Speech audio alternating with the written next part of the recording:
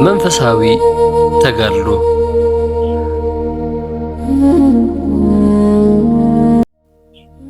አንደኛ መንፈሳዊ ተጋድሎ ማለት ምን ማለት ነው? መንፈሳዊ ተጋድሎ ማለት አንድ ሰው የሚያምንበትን እምነት፣ የሚመራበት ሕግ፣ የሚያልመውን ተስፋና የሚወደውን ነገር ተከትሎ ከግቡ ለመድረስ ማድረግ ያለበትን በማድረግ ማድረግ የሌለበትን በመተው በነፃ ፈቃዱ ወስኖ በሙሉ ልቦናው በሙሉ ኃይሉ የሚያደርገው የውስጥና የውጭ መንፈሳዊ እንቅስቃሴ ጥረትና ትግል ነው። ከፈቃደ ሥጋ ጋር የሚደረግ ውጊያ ነው። ሰው በዚህ ዓለም በተሰጠው ዘመኑ ራሱን ለፈጣሪው ለማስገዛት ከራሱ ጋር ብርቱ ተጋድሎ ማድረግ ግድ ይለዋል። ቅዱስ ጳውሎስ ሥጋ በመንፈስ ላይ መንፈስም በሥጋ ላይ ይመኛል፣ እነዚህም እርስ በርሳቸው ይቀዋወማሉ፣ ስለዚህም የምትወዱትን ልታደርጉ አትችሉም ብሎ የገለጸው ይህንን በሰው ሕይወት ውስጥ ያለውን የማያቋርጥ ጦርነት ነው። ገላትያ 5:12 ታላቁ አባት ኢዮብም በምድር ላይ የሰው ሕይወቱ ብርቱ ሰልፍ አይደለምን በማለት ሰው ጽኑ ጦርነት የሚካሄድበት የጦር ሜዳ መሆኑን ገልጿል። ይህም ጦርነት በተወሰነ ጊዜ ተነስቶ የሚጠፋ ሳይሆን በሰው ዘመን ሁሉ የሚኖርና የዕድሜ ልክ ትግል ነው። ይህን የሥጋና የነፍስ ጦርነት በነፍስ አሸንፈን ማጠናቀቅ ፈቃደ ሥጋን ድል አድርጎ ለፈቃደ ነፍስ ማስገዛት ይገባናል። ይህ ሲባል ግን ሥጋ እርኩስ ነው፣ ሥጋ መጥፋትና መወገድ አለበት ማለት አይደለም። ሥጋ በራሱ ርኩስ አይደለምና። ምክንያቱም ሥጋ የተፈጠረው በራሱ በእግዚአብሔር ነው። አምላካችን ደግሞ ርኩስ ነገር አይፈጥርም። ሰውን ሰው የነፍስና የሥጋ ተዋህዶ ውጤት ነው። ከፈጠረ በኋላ ያደረገውን ሁሉ አየ፣ እነሆም እጅግ መልካም ነበር ተብሏል። ዘፍጥረት 1:31 ሥጋ ርኩስ ቢሆን ኑሮ እግዚአብሔር ወልድ ቃል ሥጋ ሆነ ባልተባለ ነበር።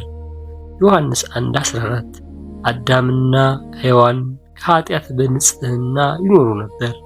አዳምና ሚስቱ ሁለቱም ራቁታቸውን ነበሩ፣ አይተፋፈሩም ነበር እንዲል ዘፍጥረት 2:25 ሕፃናት ልጆች ሰውነት አላቸው፣ ነገር ግን የኃጢአት ምኞት የላቸውም። ስለዚህ ፈቃደ ሥጋን መዋጋት ማለት ሥጋን ማጥፋት ወይም ደግሞ ተፈጥሯዊና ንጹሕ የሆነ የሥጋን ፈቃድ ማስወገድ ማለት ሳይሆን ኃጢአትን በማየት በመስማት በመለማመድ ያደገውን ወደ ኃጢአት ያዘነበለውን ፈቃዳችንን መጎሰም መግራት ማለት ነው። ይህ ፈቃድ ኃጢአት ሥጋን በመጠቀም ይሰራል። ሥጋን ከነፍስ ቁጥጥር ውጭ እንዲሆን ያደርገዋል። የሰው ሥጋዊ ባህሪው ምግብ ሲያጣ ይራባል፣ ይደክማል፣ ሥራ መስራት ይሳነዋል። ሲጠጡም ደግሞ ኃጢአትን ተለማምዷልና ሌላ ፈቃድ በማምጣት ጠላት ሆኖ ይፈትነዋል። ያዕቆብ በላ፣ ጠገበ፣ ወፈረ፣ ደነደነ፣ ሰባ፣ የፈጠረውንም እግዚአብሔርን ተወ፣ የመድኃኒቱንም አምላክ ናቀ። ዘዳግም 32:15 ሰውነት የሚፈልገውን ሁሉ እንደ ልቡ ካገኘና ያለ ገደብ የሚቀለብ ከሆነ ወደ ኃጢአት ለመገስገስ የተዘጋጀ መርከብ ነው። ሰውነት በተመቸውና ፈቃዱን ለመፈጸም ኃይል ባገኘ ጊዜ ነፍስ እየደከመች ትሄዳለች። በሌላ በኩል ደግሞ ሰውነት ፈጽሞ ከደከመና ከዛለ ሥራ መስራት ያስቸግራል። ስለዚህ ሐዋርያው ሰውነቴን እየጎሰምሁ አስገዘዋለሁ እንዳለ በአግባቡ ሊያዝና ሊገራ ይገባዋል። አንደኛ ቆሮንቶስ 9:27 በአጠቃላይ ቅዱስ ጳውሎስ ወንድሞች ሆይ ዕዳ አለብን፣ እንደ ሥጋ ፈቃድ ግን እንኖር ዘንድ ለሥጋ አይደለም፣ እንደ ሥጋ ፈቃድ ብትኖሩ ትሞቱ ዘንድ አላችሁና፣ በመንፈስ ግን የሰውነትን ሥራ ብትገድሉ በሕይወት ትኖራላችሁ እንዳለ ከፈቃደ ሥጋ ጋር በመጋደል ፈቃደ ሥጋችንን ለፈቃደ ነፍስ ማስገዛት ይገባናል። ከርኩሳን መናፍስት ጋር የሚደረግ ጦርነት ነው። ሐዋርያው ቅዱስ ጳውሎስ መጋደላችን ከደምና ከሥጋ ጋር አይደለምና ከአለቆችና ከስልጣናት ጋር ከዚህም ከጨለማ ዓለም ገዢዎች ጋር እንጂ እንዳለ፣ መንፈሳዊ ተጋድሎ ማለት ሰው ከሰው ጋር በመጣላት የሚያደርገው ትግል ሳይሆን ጥንተ ጠላታችንን ከተባለው በእባብ ወይም በዘንዶ ከተመሰለው ዲያብሎስና ከእርሱ ጋር ካሉት ሰራዊቱና መልእክተኞቹ ጋር የሚደረግ ጦርነት ነው። ኤፌሶን 6:12 ከአዳምና ከሔዋን ከልጃቸውም ከቃየን ጀምሮ ሰይጣን የሰው ልጆችን ዘወትር ይዋጋል፣ ከዘላለም የሞት ፍርድ ስር ሊጥል ይሰራል። በዚህም ውጊያው ከነቢያት ከሐዋርያት የእግዚአብሔር መንፈስ ካደረባቸው ሰዎች እንኳ ሳይቀር ብዙዎችን ጥሏል። ዛሬም በገዛ ባህሪያችን የሚገኘውን ፈቃደ ሥጋ በመጠቀም የራሱን በመጨመርና የተለያዩ ፈተናዎችን በማቀናበር ይዋጋናል። ቅዱስ ጴጥሮስ ባላጋራችሁ ዲያብሎስ የሚውጠውን ፈልጎ እንደሚያገሳ አንበሳ ይዞራልና በዓለም ያሉት ወንድሞቻችሁ ያን መከራ በሙሉ እንዲቀበሉ እያወቃችሁ በእምነት ጸንታችሁ ተቃወሙት እንዳለ፣ ጠላት ዲያብሎስ ክርስቲያኖችን በኃጢአትና ሞት ሊወጥ ዘወትር ይተጋል። ማንም ሰው ደግሞ ከዚህ ፈተናና ውጊያ ሊያመልጥ አይችልም። ስለዚህ ሐዋርያት በእምነት ጸንታችሁ ተቃወሙት፣ የዲያብሎስን ሸንገላ ትቃወሙ ዘንድ እንዲቻላችሁ የእግዚአብሔርን ዕቃ ጦር ሁሉ ልበሱ እንዳሉን የእግዚአብሔርን ዕቃ ጦር ሁሉ ለብሰን ልንዋጋ ይገባናል። አንደኛ ጴጥሮስ 5:8-9፣ ኤፌሶን 6:11። ሌላው የሚመጣውን ዓለም ደስታ ተስፋ እያደረጉ ብቻ በዚህ ዓለም ሕይወት ከደስታ ውጭ መሆን ማለት አይደለም። ደስታ በራሷ የቤተ ክርስቲያን መገለጫ የሆነች ከእግዚአብሔር መንፈስ ቅዱስ የተሰጠች ንጹሕ ፍጥረት ነች። ገላትያ 5:22። እውነት ነው። በዚህ ዓለም ስንኖር መከራ አለብን። ጌታችን መድኃኒታችን ኢየሱስ ክርስቶስ መስቀሉን ተሸክመን እንድንከተለው አዞናል።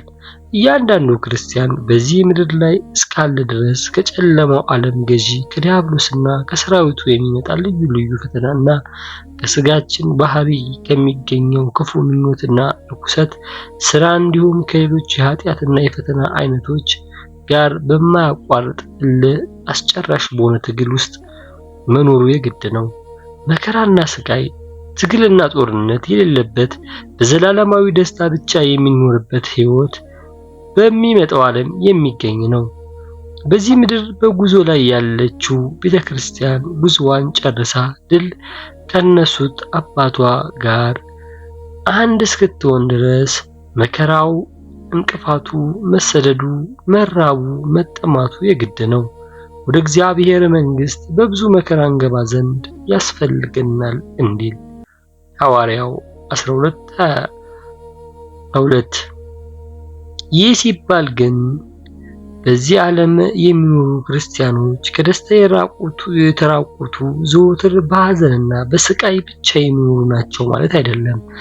ክርስቲያኖች የሚለዩት እና ዘወትር ለመለየት ጥረት የሚያደርጉት የውሸት ከሆነው ኃጢአት፣ ዝሙት፣ ርኩሰት፣ መዳራት፣ ጣዖትን ማምለክ፣ ምዋርት፣ ጥል፣ ክርክር፣ ቅናት፣ ቁጣ፣ አድመኝነት፣ መለየት፣ መናፍቅነት፣ ምቀኝነት፣ መግደል፣ ስካር፣ ዘፋኝነት ይህንን የሚመስል ከሚገኘው ደስታ እንጂ ከእውነተኛውና ከሰማያዊው ደስታ አይደለም። መንፈሳዊ ተጋድሎ በመንፈስ ቅዱስ አነሳሽነትና ረድኤት መንፈስ ቅዱስ መሪና አስተማሪ የሚያነቃቃና የሚያጽናና የሚያርምና የሚገስጽ የሚረዳና የሚያጸና በመሆን ስለ ክርስቶስ በክርስቶስ ጸጋ የሚከናወን በመሆኑ መከራንና ስቃይን የሚያስረሳ እውነተኛ ደስታና ሰላም የተሞላ ሕይወት ነው። ቅዱስ ጳውሎስና ቅዱስ ሲላስ ስለ ክርስቶስ በማስተማራቸው ምክንያት ገዢዎች ልብሳቸውን ገፈው በበትር እንዲመቱ አዘዙ። በበትር ከመቷቸውም በኋላ በወህኒ ቤት ጣሏቸው። እነርሱ ግን ከጀርባቸው ደም እየፈሰሰ በመንፈቀ ሌሊት እንኳን እግዚአብሔርን በመዝሙር ያመሰግኑ ነበር። እውነተኛውና ሰማያዊ ደስታ በልቦናቸው ሞልቶ ነበርና። የሐዋርያት ሥራ 16 22-25 መጽሐፍ ቅዱስ ስለ ሐዋርያት እንዲህ ይለናል። ሐዋርያትንም ወደ እነርሱ ጠርተው ገረፏቸው፣ በኢየሱስም ስም እንዳይናገሩ አዘው ፈቷቸው።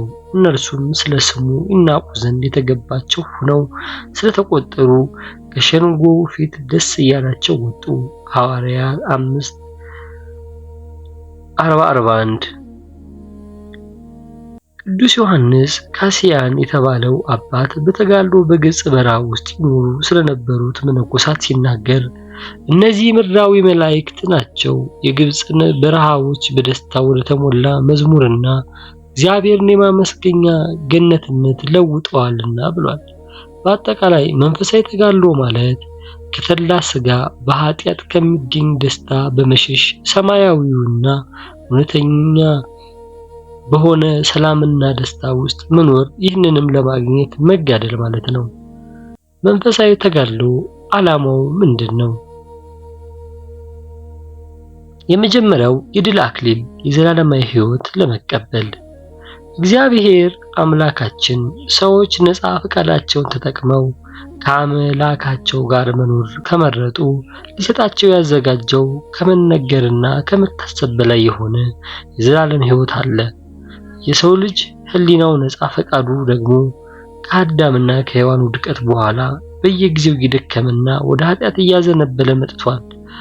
ከዚህ በተጨማሪ የሰው ልጅ በእግዚአብሔር ዘንድ ከብሮ ባለ ጊዜ ከአባቶቻችን ጀምሮ ዘወትር የሚቀና ክፉ ጠላትም ዲያብሎስ አለን ባገኘው አጋጣሚ ስንፍናችንንና ድካማችንን እየተከተለ እነዚህንም በመጠቀም ዘወትር ከአምላካችን ሊለየን እንደሚተጋም ከላይ ተመልክተናል። ሽልማት አክሊል የሚሰጠው ደግሞ ማሸነፍ ለሚችል ጎበዝ ሰው ነው። ስንፍና ቸልተኛ ሰው ግን ሊሸለም አይገባውም። አንድ ሰው ጎበዝ ወይም ሰነፍ መሆኑ የሚታወቀው ደግሞ በፊቱ ያጋጠመውን ውድድር ወይም ፈተናና መከራ ማሸነፍና ማለፍ ሲችል ብቻ ነው።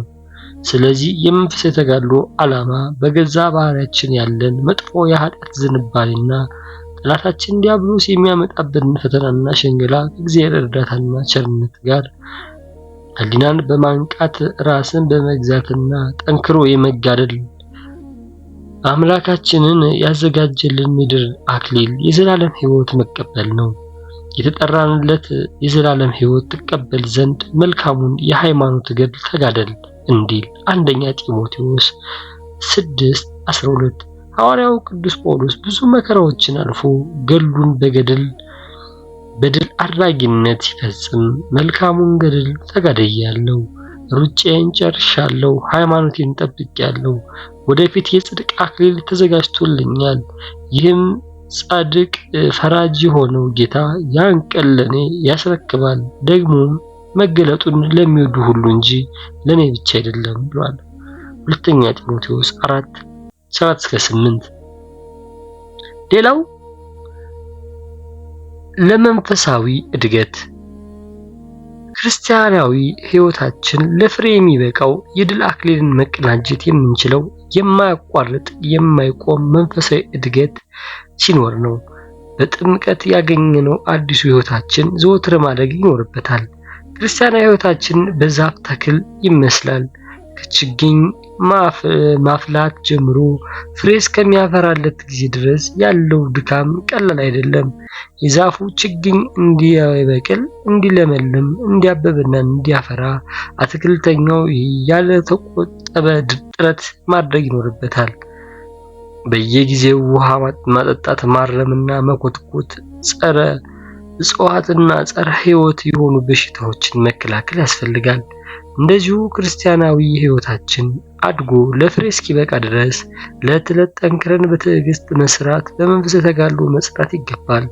የመንፈሳዊ ተጋድሎ ዓላማው መንፈሳዊ ሕይወታችንን የሚያቀጭጩ ከጸጋ እግዚአብሔር የሚያርቁትን ኃጢአትና የዲያብሎስ ፈተና በመቃወም መንፈሳዊ ምግባችንን በመመገብ አዲስ ሕይወታችንን ማሳደግ ነው። ወስብሐት ለእግዚአብሔር ወለወላዲቱ ድንግል ወለመስቀሉ ክቡር። ይቆየን። ይህን መንፈሳዊ መርሃ ግብረ ቻናላችንን መደገፍ እንዳትረሱ። ሰብስክራይብ፣ ሼር፣ ላይክ፣ ኮሜንት እያደረጋችሁ ሌሎችን እንዲደርስ ሳፖርት አድርጉን። ቸር ቆዩን።